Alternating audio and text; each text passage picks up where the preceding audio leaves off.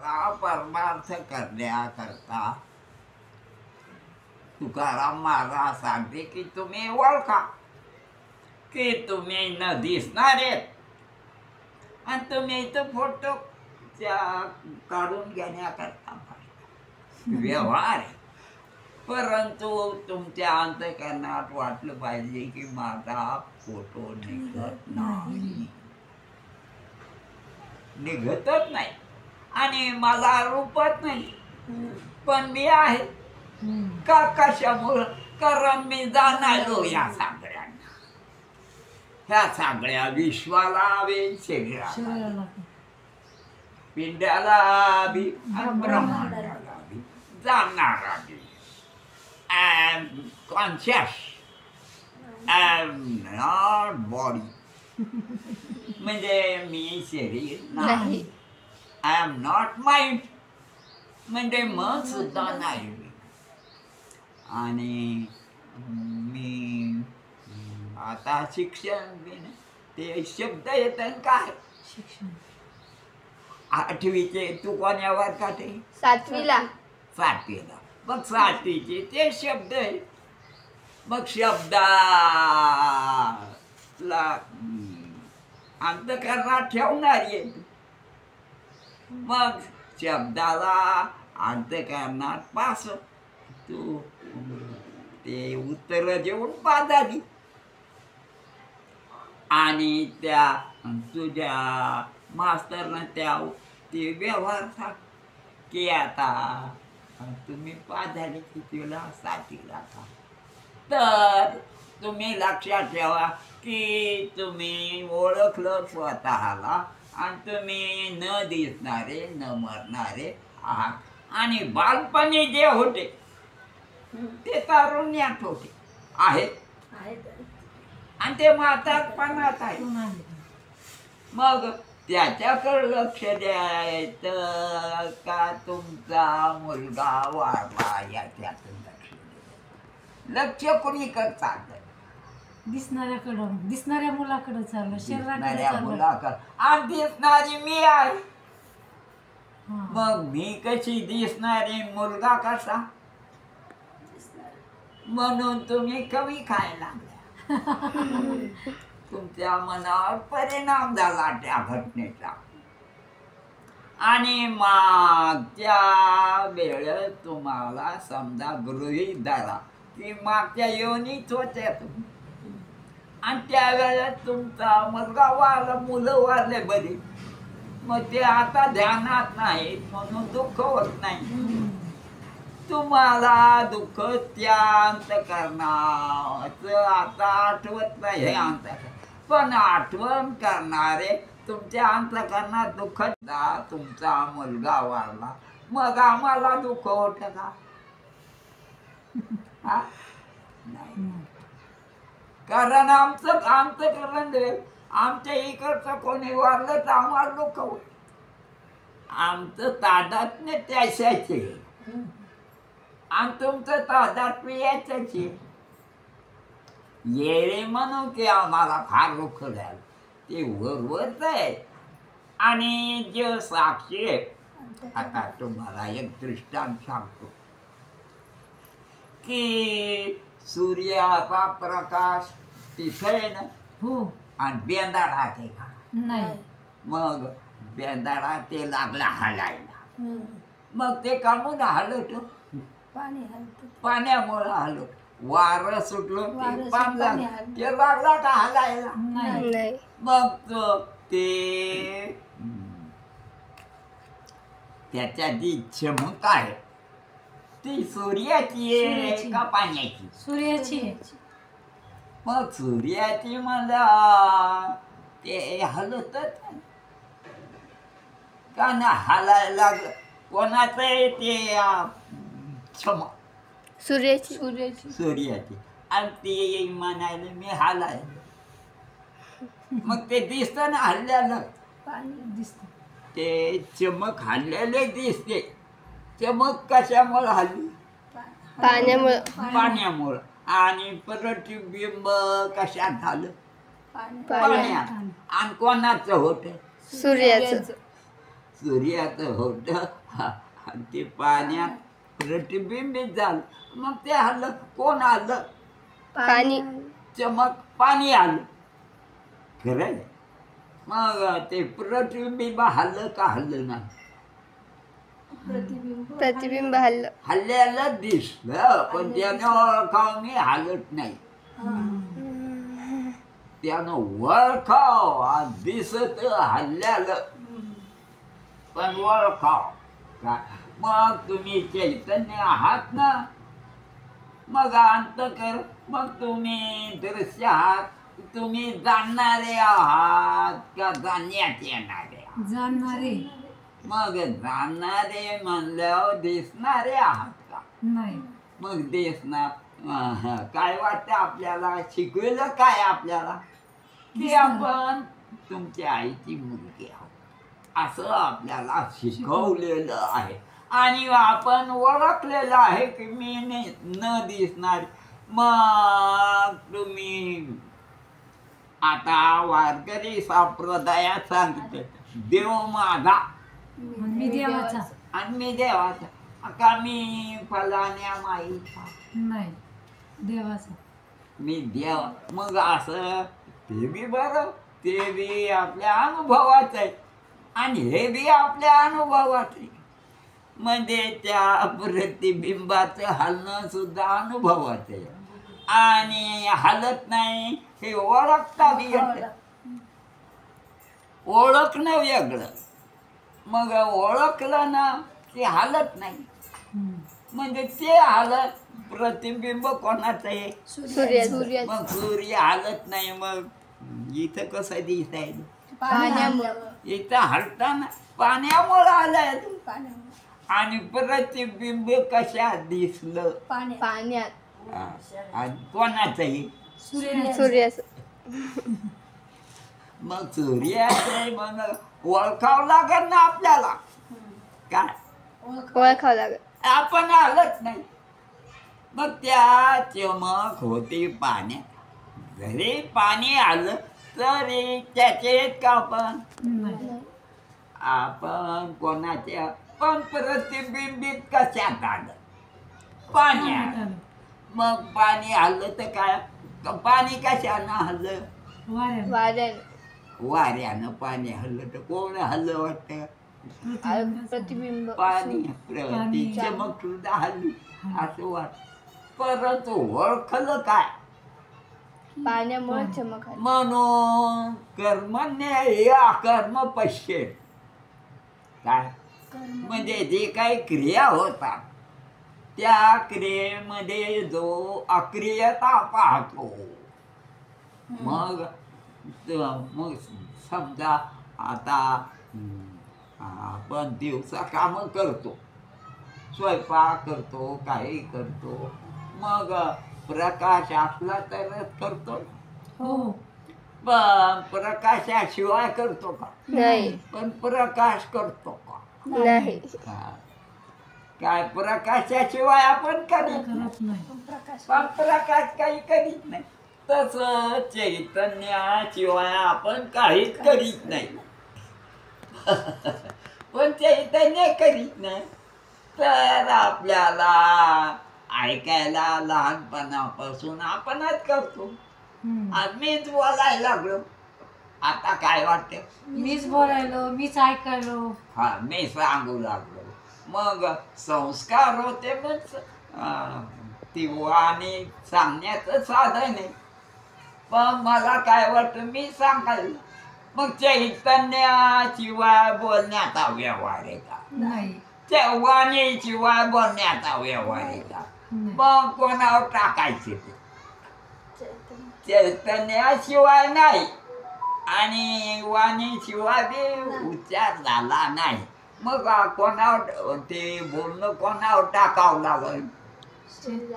वाणीवर टाकावं लागेल का चैतन्यावर टाकावं? चैतन्याशिवाय नाही. म्हणजे तो कळाला का नाही? व्याव कळाला. पण केला कोणी? प्रवृत्ती कोणाची कोणाची? त्या वाणी म्हणून. मग मग इच्छा चैतन्याला थोडी झाली. नाही. बोलायची इच्छा चैतन्याला झाली का कोणीतरी प्रश्न विचारला म्हणून आणि त्या तात्पुरती इच्छा झाली. इच्छा चैतन्याचा धर्म एक अंतःकरणाचा. अंतःकरणाचा इतका बारकाया लक्षात घेऊन म्हणजे वास्तविक तो तुमचा मुलगा होता हे तुम्ही मानित गेल्या की कसे? मानित गेले. मानित गेला का तुम्ही? मग अनंत योनीमध्ये अनंत वेगळे वेगळे अंतःकरण होते आणि चैतन्य तर तिथलं एकच आहे. एकच. चैतन्य कसं आहे? एकच. जसं प्रकाश कोणाचा कोणाच्या बी घरता, सूर्याचाच. कोणाच्या घरता सूर्याचाच आहे ना. यांच्या घरी असो यांच्या घरी असो कोणाच्या घरी असो मग असं स्वतःला आपण निश्चय करावा लागतो. मग निश्चयानं ओळखावं लागतं. जसं मी तो वासुदेव तत्वता. मग मी वासुदेव आहे का स्त्री आहे? वासुदेव. वासुदेव मग नाही का? आहे. बरं स्त्री नाही का? नाही. आहे पण खोटी खोटी. दाटी मोठी आहे ना. हे बी आहे आणि ते बी आहे पण हे ऍक्टिंग आहे हा. ते स्वरूप स्वरूप. असं लक्षात घ्या. म्हणून हे अवघड जाते. माणसाला वाटतं त्याच्यापेक्षा हे दूर आहे. नाही नाही सोपं वाटतं. ते आहे पण खरं नाही. काय? खरं नाही. बरं आहे पण खरं आता बरं आहे तुम्ही मानायला लागली काय खरं मानल्यामुळं खरं मानल्यामुळे. आणि ते खरं नाही असं जर तुम्हाला कळालं तर मग तुम्ही बरं नाही म्हणणार त्याला. कधी कळाल्यावर जर तुम्हाला कळालं की ते खरं नाही मग कसं वाटेल तुम्हाला? मग बरं नाही. तर हे लक्षात घ्या. एकदम दृढ होत नाही. खरं आहे ते पण हे बरं वाटलेलं आहे स्वाभाविक आणि ते जरा मनुष्य देहातल्या बुद्धीनं निहाळावं लागतं. इथं देहातल्या बुद्धीत तशा प्रकारची सोयच नाही. इथं सोय असली तरी परंतु आपण लक्ष देत नाही. त्याचं कारण कोणी मग तुम्हाला गोड लागतं ते. तुकाराम महाराज म्हणते की तुम्ही आम्हाला तुम्हाला वाटतं आईने नाही सांगितलं, बापानं नाही, नवऱ्यानं नाही, मग मास्तरनं नाही आणि तुकाराम महाराजांना सांगितलं.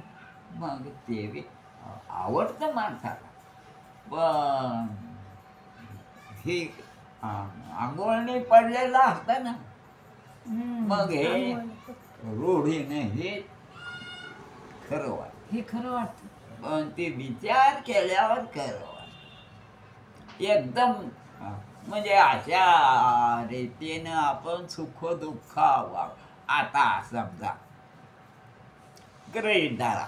आता तुम्ही इथं आल्या इथं कोणीतरी माणूस मेला असेल तितकं दुःख झालं असतं का? इथल्याला जितकं दुःख होतं पण दुःख तर झालंच असतं ना तुम्हाला.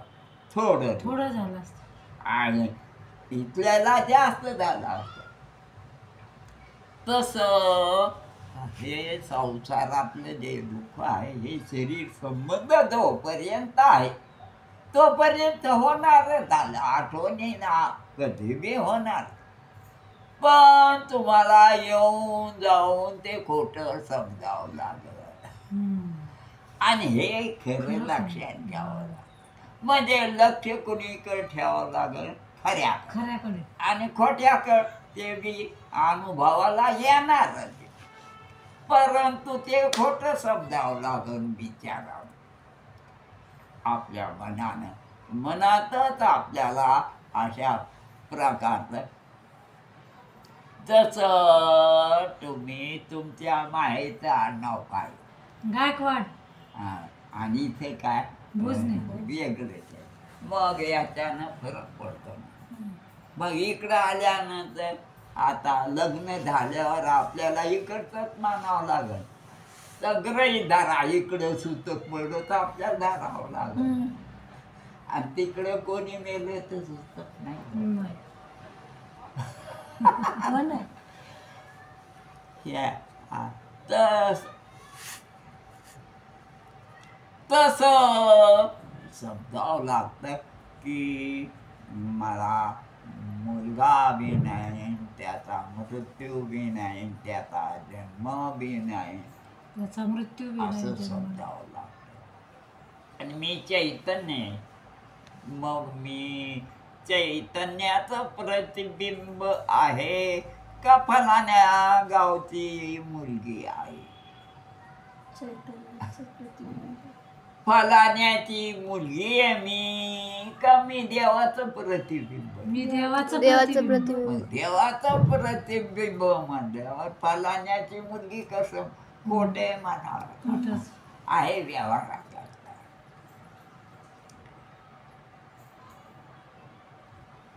तर शाळेमध्ये अशा प्रकारचं थोडं शिकवलेले की तुम्ही देवाचे आहेत म्हणून आता शाळेमध्ये नाव टाकताना तुमचं नाव आणि तुमच्या बापाचं नाव टाकते का देवाचं ते तुम्ही देवाचे ते शाळेत तसंच म्हणावं या वर्गातला नंबर वेगळा त्या वर्गातला नंबर वेगळा त्या वर्गातला नंबर वेगळा वेगळा. आता तुम्ही समजा 10वीला असले तर तुमचा काय रजिस्टर नंबर होता किंवा परीक्षेत कोणता नंबर होता परीक्षेत कोणत्या क्रमांकानं तुम्ही पास झाले वेगळे वेगळे चालते तसं आपण मग तितकं आपल्याला वाटलं पाहिजे ना खोटं कुठं वाटत आहे आता तुझं नाव तुझ्या आईनं जे ठेवलेलं ते धारण करते ना त्या काकाऱ्याला माहिती आहे का नाही. बरं चैतन्याला माहिती ना पण अंतकरणावाल्या चैतन्याला माहिती का चैतन्याला माहिती किंवा अंतकरण. मग अंतकरणावाल्या चैतन्याला माहिती आहे पण त्या चैतन्याचं तादात्म्य त्या चैतन्याची आहे का कातड्याची आहे चैतन्य. चैतन्याची. मग ते तसंच सांगणार बरोबर आहे मग त्या चैतन्याला वाटलं पाहिजे की मी चैतन्य आहे. त्या उजेडाला वाटलं पाहिजे ना मी बघचा उजेड आहे म्हणून आणि त्याला जर वाटलं की मी काचेचा उजेड आहे ते वेगळं म्हणून असे की ज्या अर्थी तुम्हाला कळायला लागलं त्या अर्थी तुम्ही चैतन्य कारण कळतं कोणला आता हे भिंत कळाली मग तुम्हाला कळाली का भिंतीला कळाली आम्हाला कळाली. मग तुम्ही भिंत आहेत का नाही. मग तुम्ही हे कस काय हे बी तुम्हाला कळालं आणि भिंत बी तुम्हाला कळाली भिंत कोणला कळाली आम्हालाच. आणि कातड कोणला ते पण कळाली आम्हालाच कळलं. मग कातड मी कसं चैतन्य म्हणाली चैतन्य. हे पक्क झालं आणि ते पाकळे झाडावरचे झाडाचे पानं कळाले आपल्याला म्हणजे आपण झाडाचे पानं आहेत का नाही. आपल्याला चंद्र कळाला ढग कळाले मग आपण चंद्र इतका ढगाई चंद्र नाही ढग नाही. मग आपल्याशिवाय पण आपण लक्षात घेतलं आता मला तुमची तांबडी साडी मी थोडाच वाटतो तांबडा नाही. नाही वाटत मग अशा रीती ना आपण आपलं तादात्म्य कोणाशी आहे मग ते आता हा उजेड सूर्याचा आहे मग हा उजेड स्वतःला सूर्याचा त्याला तर कळतच नाही मग काही फक्त तुम्हाला कळतं सूर्याच्या प्रकाशाला तुम्ही कळता का आणि तुम्हाला सूर्यप्रकाश कळतो कळतो मग तुम्ही स्वतःला सूर्यापेक्षा मोठं प्रकाशक स्वतः तुम्ही सूर्याच्या त्या आकाराला हात जोडता काय जोडते सूर्याला नमस्कार. आणि त्याला कळत का हात जोडणे नाही नाही का लाट मारलेली कळते नाही आणि तुम्हाला कळत. कळते म्हणून तुम्हाला कळतं हे तुम्हाला कळतं जर कळून घेतलं तर नाहीतर तुम्हाला शिकलेलं तेच कळतं तुम्हाला शिकवलं कोणी आई आई आईने मग आईने सांगितलं का तुम्ही देव आहेत म्हणून नाही. तुकाराम महाराज म्हणते तुम्ही देव आहेत आणि तुम्ही ओळखा म्हणते तुम्हाला कोणी कोणी काही काही काही काही म्हणी तुम्ही मी बी तसाच म्हणी तुम्हाला तुकाराम महाराज मी बी देव म्हणून पण ओळखा तुम्ही खरं काय मी जरी तुम्हाला देव म्हणत असलो तरी तुम्ही ओळखा की तुम्ही आहेत का नाही असं थोडा ते की मी म्हणलो की तुम्ही म्हणा जसं तुम्ही तुमची आई म्हणली की तुम्ही म्हणलं का तुम्ही शोधलं आई म्हणली आई म्हणले मग मानलं मानलं मानलं का शोधलं मानलं. मानणं वेगळं आणि शोधणं वेगळं तसं मला आता मगाची म्हणजे रस प्या नेहमी नाही ते म्हणले कस काय गावली ती म्हणे ते माश्या आहेत ना त्याला ते याल्या त्या सडक्या खाणाऱ्या माश्या आल्या इथे कशा काय आल्या मी त्या रसामुळेच आले चालू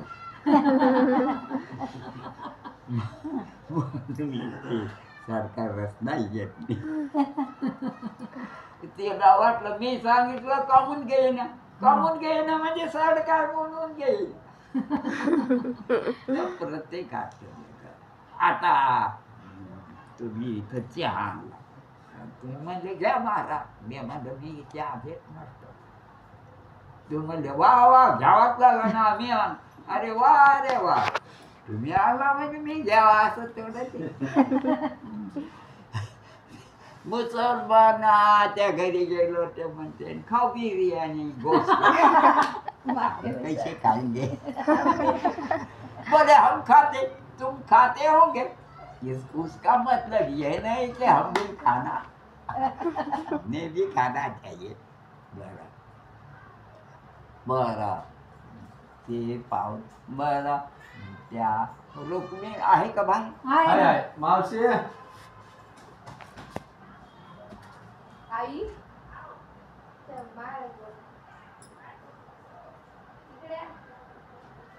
ज्योतिष शास्त्र खरं असतं का काय ज्योतिष पंचांग जे पंचांग सांगत नाही का ते ज्योतिष्य ते खरं असतं का म्हणे. हा शास्त्र ते ज्योतिष शास्त्र याचं खरं वेगळं ते माय बापाचं खरं वेगळं ते आणि तू साधू संताचं खरं वेगळं ते महाराज ते आता हे आळंदीच्या सगळे लोक काय म्हणतात काही प्रॉब्लेम झाले का हा. तर ते काय म्हणतात पितृदोष लागला. पितृदोष म्हणजे काय असतं हे नेमकं. कधी काय म्हणते ते पितृदोष आता काही घरात प्रॉब्लेम झाले काही झालं ना हा. तर ते म्हणतात तुम्ही बघितलं का ते पितृदोष असून तुम्हाला काहीतरी आणि मग ते सांगतात ते खरं आहे का? ते काय समजते की तुमच्या वडिलाचा दोष आहे, हा पितृदोष म्हणजे तुमच्या खानदानीचा वंशाचा दोष आहे का? मग ते खरं आहे का? नाही नाही, पण त्यांच्या दृष्टीनं खोटं नाही ना. हा मग तसं म्हणते त्या ठिकाणी ते शास्त्र बरोबर आहे का? आता समजा कायद्याच्या दृष्टीनं वेगळंच आहे आणि व्यवहार दृष्टीनं वेगळंच आहे. प्रत्येकाचा जे काही नियम असतात ते वेगळे वेगळे असतात आणि सगळ्यांचा हेतू असतो की ह्या नियमानं तुम्ही बरे वाटा, मग आम्ही तुम्हाला म्हणू चहा पिऊ नका. म्हणले का म्हणले चहा प्यायल्यानं तुमची ॲसिडिटी वाढत, ते डॉक्टर सांगेल ना. म्हणजे प्रत्येकाचे नियम. मग आम्ही म्हणू तुम्हाला की तुम्ही चहा पिऊ नका. आता तुम्ही म्हणता चहा सकाळी पिलं म्हणजे थोडीशी गरमी येते, नाही रे उशिरा केली ते न केली तरी जमती, दुपारी भाकरी. मग आता तुम्हाला सांगतो, माझी आजी पहिल्यांदा आमच्या घराण्यात चहा पित नाही, तो कोणी चहा पित नव्हतं आणि सगळं आपले शेळ्या भाकरी ठेचा काही खायचे. पण माझी आजी सकाळी, आता म्हातारे माणूस म्हणून त्याला कारण वय जास्त झालं. आता त्या म्हातारीला लवकर मारणारी ठेव द्या, तिला नाराज मारता मारता तिला लहान लेकराला सांगता येतं की नाही आपल्याला, ते असं करू नये तसं करू नये. म्हाताऱ्या माणसाला नाही सांगतात, नाही सांगता, कारण त्याला काय त्याच्या हिताकरता आपल्याला सांगतो. म्हणून आपण जे म्हणता ते बरं पितृदोष लागन म्हणजे तुमच्या वंशाचा अशी लय मोठ्या भानगडी येत्या व्यवहारातल्या भाग. आणि साधू संत म्हणते कोणताच दोष नाही, तुला ओळख. हा मग मी तेच म्हणा, आपण तर चैतन्य आहे, शरीर मारणार आहे आणि त्याचा दोष कुठून लागणार आपल्याला? तुम्ही इकडे जाता, इकडे हे व्यवहार आहे, व्यवहार हो म्हणा, खोटं म्हणून करायचं. मग काय करता, पण ओळखावं लागतं ओळखावं की हे खोट आहे हे खरं आहे. प्रत्येकाचा दृष्टिकोन वेगळा आहे. आता तर कोणी महाराज काही झालं घरामध्ये तर तुम्हाला ते ब्राह्मणाकडे जाते आणि पितृदोष लागला आणि तुम्ही जा नाशिकला आणि नारायण नागबळी करून या, हा झालं. मग तेच चालू आहे. नाही नाही आहे ते खोटं नाही. पण व्यवहार दृष्टीनं आपल्या अध्यात्म दृष्टीनं तुम्ही आम्ही जे चिंतन सांगतो ते संताचं सांगतो. बरोबर की तुमचं ते आता हजार भानगडी, कोणाचं काय कायद्याचं काय वेगळं, हे वेगळं वेगळं. म्हणून अध्यात्मशास्त्र हे तुम्हाला प्रतीतेला येईल, पण तुम्ही परमात्मा आहात असं सांगते. जसं आपण जर आपल्याला विचारलं तर हा उजेड का चढता, तर मला अग्नी था म्हणजे कोणत्या त्याला ते म्हणलं बळड्याला ते वगैरे आहे का. मग खरं आहे ते मशालीचा उजेड. मग मशालीत कोणतं तेल घातलेलं असतं ते कोणतं वेगळं वापरते आणि ते तुपाचा दिवा असला वेगळं वाळायला कोणता दिवा तुपाचा. आणि एरवी कोणता घासले त्याचा जमन का नाही. म्हणजे घासले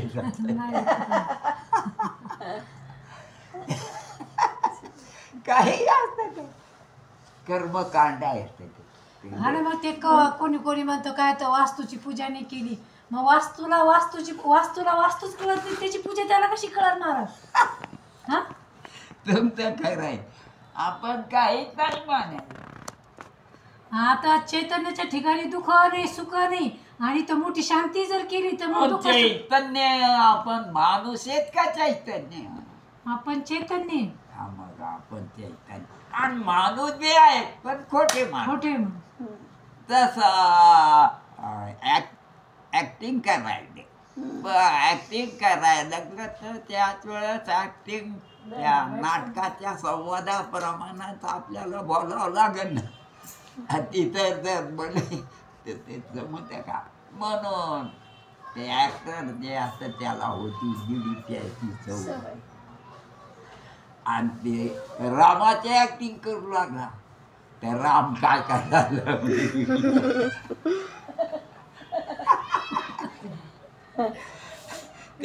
ते रामाची ऍक्टिंग करणार स्टेजवर बिडी वरता येते त्याला वडायची तर मंडपाच्या मागे जा बिड्यावर. तस आपल्याला म्हणजे समजावं लागतं की मी चैतन्य म्हणजे तसं. आता तुम्ही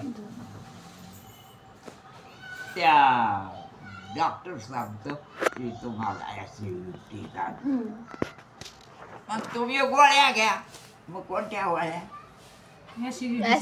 ऍसिडिटी कमी करायचं. तसं साधू संत सांगते की निष्प्रपंच तुम्ही आहात कारण प्रपंच कल्पित आहे असं तुम्ही इथे शिकलेले म्हणून तुम्हाला सांगते की त्याच्यात सांगितलं त्या दृष्टीनं तुम्ही निरामय आहात. त्या चैतन्य दृष्टीनं तुम्ही न मरणारे आहात आणि तुम्ही शरीर दृष्टीनं मरणारे आहात. काय शरीर दृष्टीनं मरणारे आणि चैतन्य दृष्टीनं जसं आणि त्या आग्ने आता ते चिमणे जुन्या चिमण्या. आता चिमणी कशाची असते? ती बाटली राहत होती काचाची आणि त्याच्यात वात केलेली राहत होती. हा त्याच्यात कोणतं तेल घासलेट होत.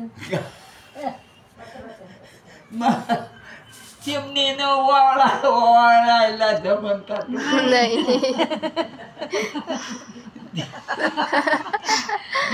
मग काय तुम्हाला हे करावं लागेल फुलवात हा निरंजनी मले घासले त्या चिमणीनं जेव्हा वाळला आम्ही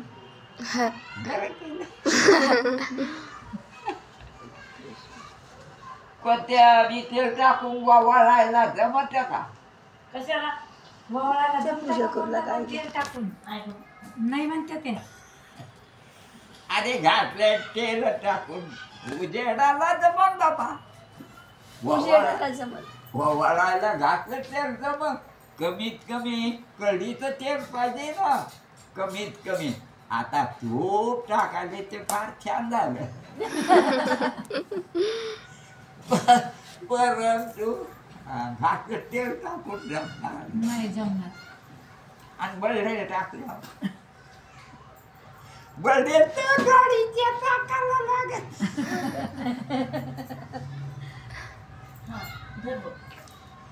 उजेडाला बी जमत बळडे पण ओवळायला नाही जमत. तस शब्द आहे तुम्ही चैतन्य हे शब्द आहे. तुकाराम महाराजाचे शब्द आहे. तुकाराम महाराज म्हणते तुम्ही वासुदेव परमात्मा आहात. तुम्ही माणसं नाही. आणि हे कर्मकांडी म्हणते तुम्ही पापी आहात. मग तुम्हाला आवडत की मी परमात्मा आहे म्हणलं. पण तुम्हाला कळालं कोणतं?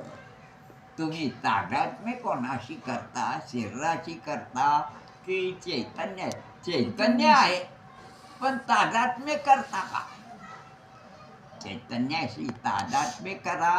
तुमचं कारण ती वेळ तुमच्यावर येणार आहे. कारण तुमचं शरीराची ज्योत संपणार आहे. आणि मग त्यावेळेस तुम्हाला मी चैतन्य लक्षात घ्यावं लागेल. त्यावेळेस तुम्हाला काय करता येईल गतावा? नाही शरीर टिकवायसाठी काय करता येईल का? नाही. काही करता येणार. दुःख नाही का ते? पण तुम्हाला मी चैतन्य समजल्यावर दुःखच नाही. ते त्या वेळेस आता कशामुळे दुःख आहे? शरीर समजल्यामुळे. मग आता तरी तुम्ही चैतन्य समजले तर काय नाही, दुःखच नाही. तुम्हाला पाहिजे की तुम्ही काय समजल्यावर काय नाही. म्हणजे सुख दुःख समान सकळ जीवांचा कृपाळ, ज्ञानाचा उद्भव, भक्ती प्रेमाचा कल्लोळ, धन्य दोघे. मग तो धन्य आहे की ज्यानं आपलं तादात्म्य कोणाशी के. तुम्हाला अधिकार आहे कारण तुमचं स्वरूप आहे. परंतु तुमच्या मनाची तयारी झाली पाहिजे ना. तुम्हाला वाटलं पाहिजे ना. सगळे अनुभव कुठे येतात? मनात. मग ते खोटा अनुभव कोणता आहे आणि खरा अनुभव कोणता?